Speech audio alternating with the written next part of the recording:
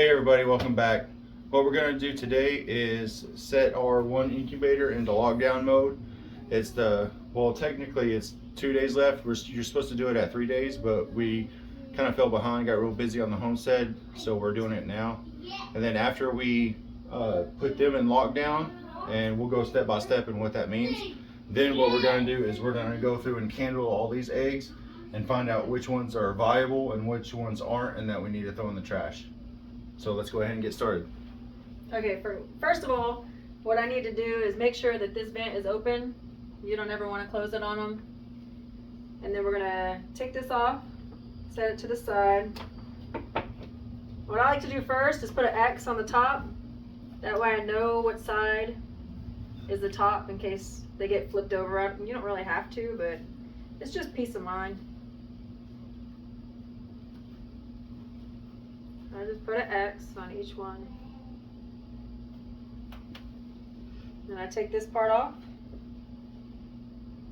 carefully so we don't break them.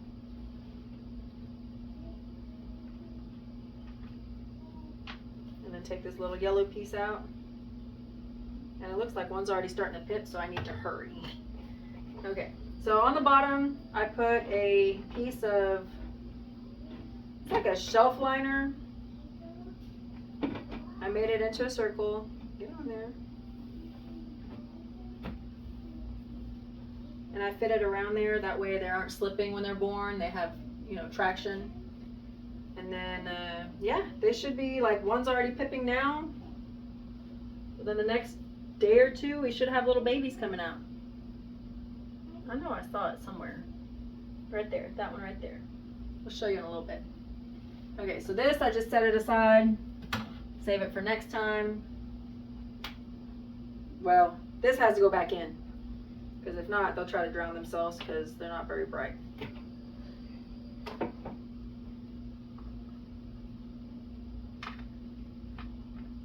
You don't want to have it open too long when you already got one pipping, because it might shrink wrap it. What that means is that the inside sac gets dry and just like shrink wrap, it can kill it. Okay, now what we're gonna do is candle these, and we're gonna turn off all the lights for that, and we'll be right back. I always blind myself right there. Okay, so first of all, we're gonna start with these. As you know, these are our Indio Gigantes that we got from the expo. Hopefully.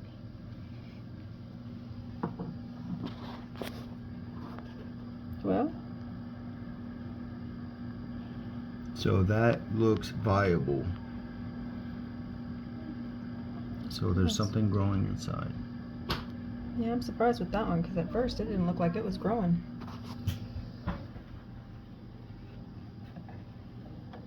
And then carefully put it back in there because I do not want to lose one of these. And again, that one looks viable. Don't know if you can see the start of veins growing in there. It's kind of hard to see on camera. Oh, there you can actually see the little... Yeah, you can see the little tiny body forming.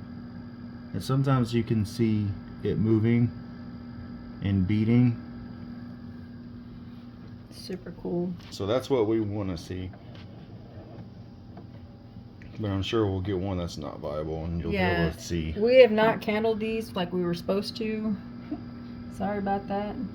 So that one's definitely good. Another little baby.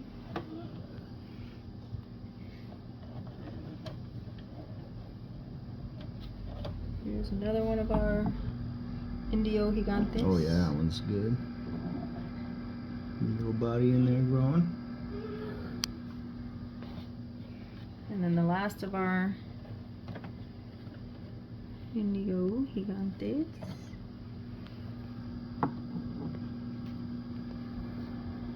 Looks good. Alright. It's pretty lucky. Yeah, it's 5 of 5 of those. Okay, let's check out. Sit that one back up there. Check out this little... That one's good too. Oh, yeah. Oh, but man, look at that. I don't know if y'all can't really tell on the camera, but that He's a big old boy or girl, preferably girl. That's gonna be a zombie chicken. We know that Yep. for sure. Okay, let's move on to these little bitty ones. Those are little silky eggs. Yep.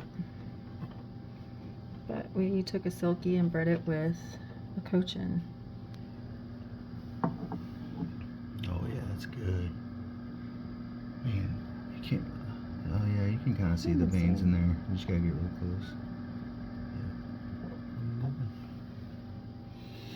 I'm telling you, these incubators are really good. We'll post a link in the description where you can buy them on Amazon. Yeah, we've always had a really good hatch with these incubators. And yeah, that's good. These incubators haven't done us wrong yet. They've been pretty good.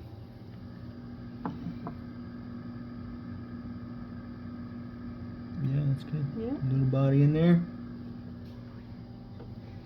I mean, I was kind of hoping we'd find that one that wasn't good, but so far That's another good one. we got a lot of babies in here. Good thing we And got so a how far along are these? open brooder. These are, Because we're supposed to do it let's see, at 7 days. it's been 10 days. 10 days. So it's not. We're not that far behind. No, we've got 11 more days to go. Yeah, there's a little body. I can see it moving. You might not be able to. Yeah, I'm probably moving the camera too. Oh, I saw that. Wow. There it is. It is moving. Oh, that one's gonna be a rambunctious one. That's probably a rooster. We're gonna name that one Trey. Oh, that one's good. Yeah. I'm pleasantly surprised. Let's see. Yeah, that's another good one. What's There's in the there? body. Oh, that's gonna be another big one. Yep.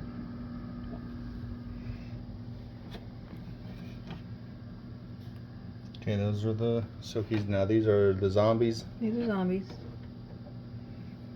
We're real excited about these. Yeah. Oh, Guess I gotta turn it back on.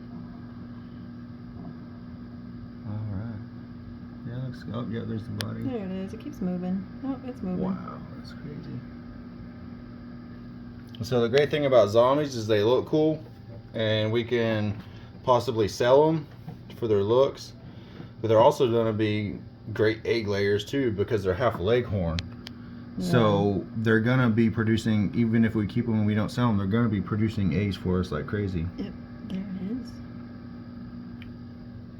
Because sometimes you got to sacrifice one for the other. Do you want to sell the chickens because they look cool, like a cool breed, and they don't really pop out as many eggs as you'd like, or they're great egg layers,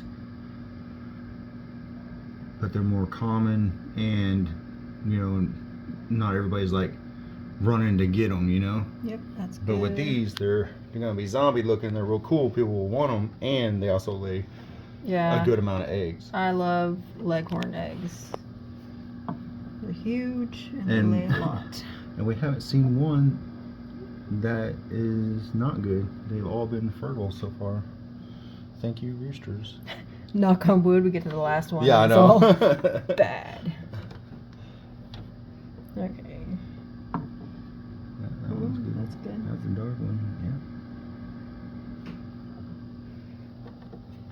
I think we're into our experimental ones now. Yeah. Yep. Top secret. Yep. They're moving.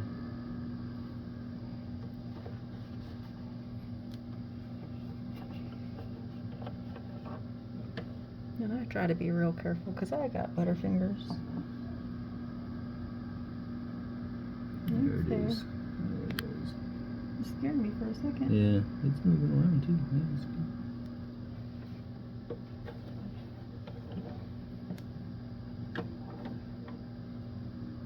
Oh, There we go. That is not a fertile egg. that's a bad one. That's a bad one. We can take that one out here if you want to hand that one to me. I knew there had to be one. Oh goodness, that's a That good was one. You see the difference, how the non-viable versus the viable? Because this one's really dark already, and that one was super bright.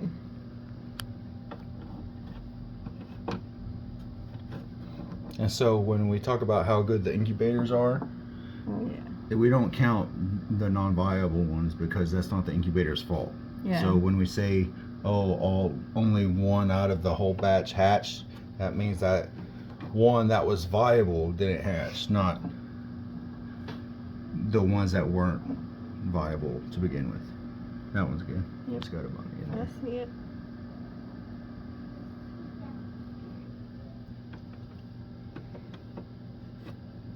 Last one. What do you think? It's gonna be good. I can already tell. Yep. That's a big one. Yeah.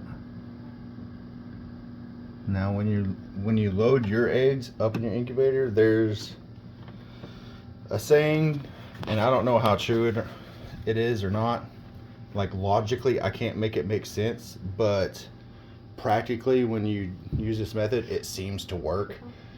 Whenever you have your eggs, the more pointed the egg is, the more likely it is to be a rooster. So the more pointy eggs are gonna more likely be roosters, and the more rounded an egg is, it's a better chance to be in a hen. Now, again, logically, I can't make that make sense in my head, but just from practice and trying to do that, it's worked so far, so I can't really explain it. Okay, and so I'm gonna put another piece of paper towel in here, Just to keep them tight. Yeah, and then cover them up. Normally, the paper towel doesn't have much to do with the humidity. We like to dry hatch anyway, which is like we just let them run without putting much water in there, and that seems to do best for us. Yeah, sorry about that. But you know, our humidity usually runs about 31, 35-ish. And I mean, you can see it's doing very well. So Right now, we're gonna go ahead and turn the lights on real quick, and we'll be right back. All right, we're back with the lights on. So in summary, we got those in lockdown. They're ready to go. We already have one pippin, so that looks great. And with all these in here, only one was not viable. We started off with 25, and we're down to 24, which is still really good. And so I expect probably out of this, then if there's 24 viable ones, we'll probably get hatched out 22, 23, and I'd be happy with that. That's a really good outcome as well. So yeah, we have 11 more days left on this one, and then this one any day now, really. Yeah. Next And couple so days. sometimes people, right before they go into lockdown, they candle their eggs again. There's nothing wrong with that. With these though, I don't really think we need to, because you saw for yourself, they're doing really good. There's no question at all that whether they're fertile or not, and they're all moving around and doing great, which is really surprising. I'm super excited for this batch. So I don't think we really need to do another candling. All we're gonna do is when it comes down to the last 3 days, we're gonna take these trays out, lay them out, have the same little cloth that's in there, put that in here. That way they don't get trapped, their legs get trapped and caught on things, where it's nice level plane for them to move around on. And it also makes cleanup a lot easier when you have that shelf liner in. They don't get poop all over the place. Yeah. It's just kind of there. It's a lot easier to clean as well. So that pretty much wraps it up for this video. If you enjoyed it, go ahead, subscribe, like it, we'd appreciate it, and have a great day.